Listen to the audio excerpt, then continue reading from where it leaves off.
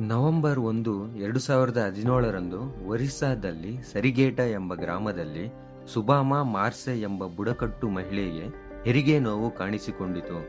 Doctor ಹೋಟಾ ಅವರು ಬರುವ ಹೊತ್ತಿಗೆ ಅವರು ಮಗುವಿಗೆ ಜನ್ಮ ನೀಡಿದ್ದರು. ಆದರೆ ಪ್ರಸವ ನಂತರದ ರಕ್ತಸ್ರಾವದಿಂದ ಬಳಲುತ್ತಿದ್ದರು. ಇದು ಬೇಗನೆ ಸಾವಿಗೆ ಕಾರಣವಾಗಬಹುದು.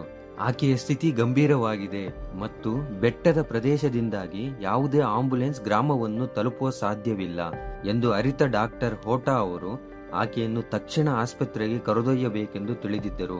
ಗ್ರಾಮಸ್ಥರು ಹಿಂಜರಿಯುತ್ತಿದ್ದಾಗ ಅಥವಾ ಆಕೆಯನ್ನು ಸಾಗಿಸಲು ಸಹಾಯ ಮಾಡಲು ಸಾಧ್ಯವಾಗದಿದ್ದಾಗ ಡಾಕ್ಟರ್ ಹೋಟಾ ಅವರು ಜವಾಬ್ದಾರಿ ವಹಿಸಿಕೊಂಡರು.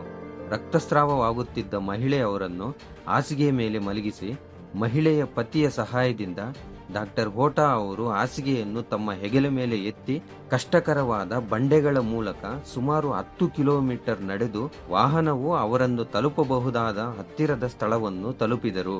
ಕಠಿಣ ಪಾದಯಾತ್ರೆಯ ನಂತರ ಅವರು ಆಕೆಯನ್ನು ಆರೋಗ್ಯ ಕೇಂದ್ರಕ್ಕೆ ಕರೆದೊಯ್ಯುವಲ್ಲಿ ಯಶಸ್ವಿಯಾದರು ಮತ್ತು ಆಕೆಯ ಸ್ಥಿತಿಯನ್ನು ಸ್ಥಿರಗೊಳಿಸಿದರು.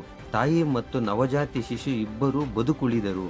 ಯುವ ವೈದ್ಯರು ಭುಜದ ಮೇಲೆ ಹಾಸಿಗೆಯೊಂದಿಗೆ ಕಾಡಿನ ಮೂಲಕ ನಡೆಯುತ್ತಿರುವ ಚಿತ್ರಗಳು ವೈರಲ್ ಆಗಿದ್ದು ಅವರಿಗೆ ರಾಷ್ಟ್ರವ್ಯಾಪಿ ಪ್ರಶಂಸೆ ಗಳಿಸಿತು.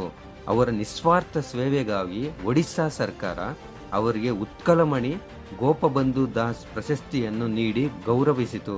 ಕರ್ತವ್ಯದ ಕರೆಯನ್ನು ಮೀರಿದ ಸಾಧನೆಗಾಗಿ ಅವರನ್ನು ನಿಜ ಜೀವನದ ನಾಯಕ ಎಂದು ಪ್ರಶಂಸಿಸಲಾಯಿತು.